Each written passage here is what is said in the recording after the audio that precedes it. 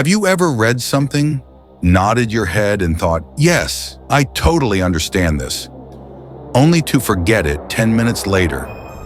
Or maybe you spent hours watching a YouTube lecture, feeling smart, but the next day even the word algebra gives you anxiety. Well, it is not your fault. It is your brain doing what it does best, pretending to learn. But what if I told you there is a way to memorize almost anything without turning your brain into mashed potatoes? In this video, I will show you how to learn faster, remember longer, and never again feel lost the night before an exam. And no, I am not going to sell you a brain supplement. This is real science, made simple. So grab a pen, maybe even a cup of coffee, and let us dive into how your brain actually learns. How to memorize anything, the smart student version. Want to remember what you learn, not just during exams, but for life? Great. Let's keep this simple and fun. The problem: when you hear something in class or a video, it feels amazing. Wow, I got it. Now I am an Albert Einstein.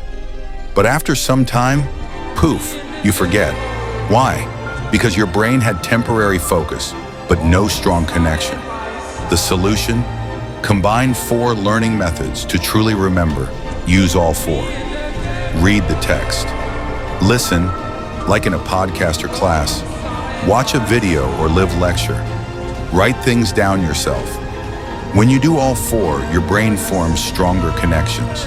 More connection equals better memory. Example: algebra and rational numbers. You just learned how to simplify rational expressions. If you only watch the class, you may say, I think I remember something with denominators. But if you read the book, listened, watched, and wrote it down, you say, yes, I know how to do it. Why? Because the memory moved from immediate to short-term to long-term. Brain science in one line. Neurons in your brain connect when you learn.